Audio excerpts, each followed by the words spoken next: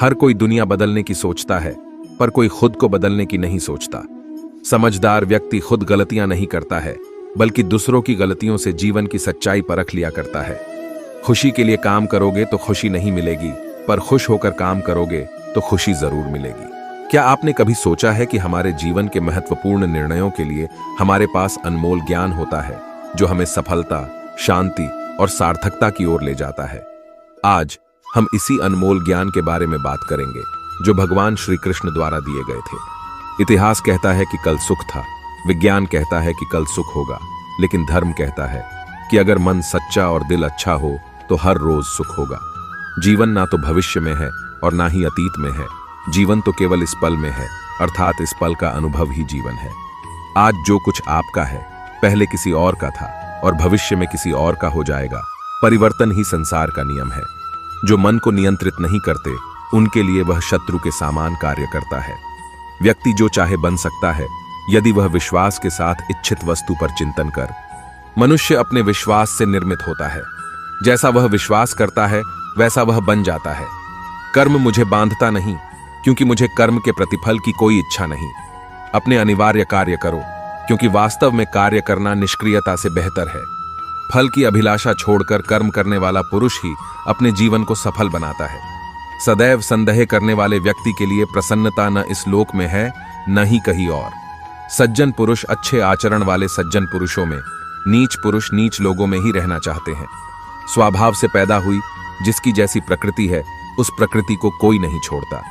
दैवीय संप्रदा से युक्त पुरुष में भय का सर्वथा अभाव और सबके प्रति प्रेम का भाव होता है। जो होने वाला है वो होकर ही रहता है, और जो नहीं होने वाला वह कभी नहीं होता। ऐसा निश्चय जिनकी बुद्धि में होता है, उन्हें चिंता कभी नहीं सताती। पूर्णता के साथ किसी और के जीवन की नकल कर जीने की तुलना में अपने आप को पहचान कर अपूर्ण रूप से जीना बेहतर है। समय से पहले और भाग्य से अधिक किसी को कुछ नहीं मिलता। इंसान अपने विश्वास से निर्मित होता है।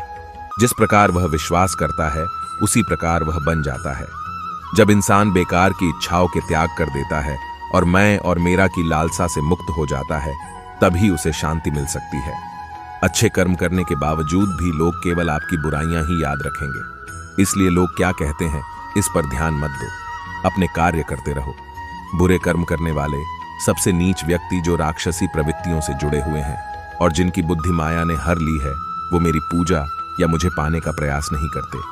जो कोई भी जिस किसी भी देवता की पूजा विश्वास के साथ करने की इच्छा रखता है, मैं उसका विश्वास उसी देवता में दृढ़ कर देता हूं। स्वर्ग प्राप्त करने और वहां कई वर्षों तक वास करने के पश्चात एक असफल योगी का पुण्य एक पवित्र और समृद्ध कुटुंब में जन्म होता है।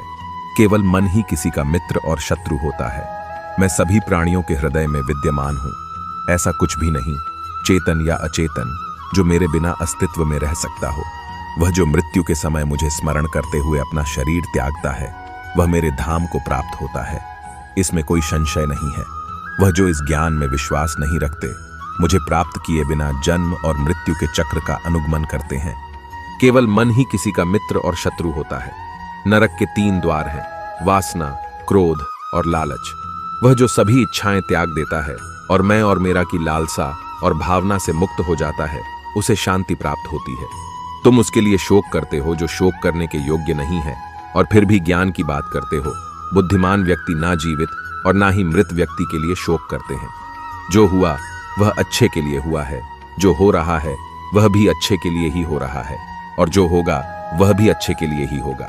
मेरे लिए ना कोई घृणित है ना प्रिय, किंतु जो व्यक्ति भक्ति के साथ मेरी पूजा करते हैं, वह मेरे साथ हैं और मैं भी उनके साथ। जब वे अपने कार्य में आनंद खोज लेते हैं, तब वे पूर्णता प्राप्त करते हैं। मेरा तेरा, छोटा बड़ा, अपना पराया मन से मिटा दो, फिर सब तुम्हारा है, तुम सबके हो।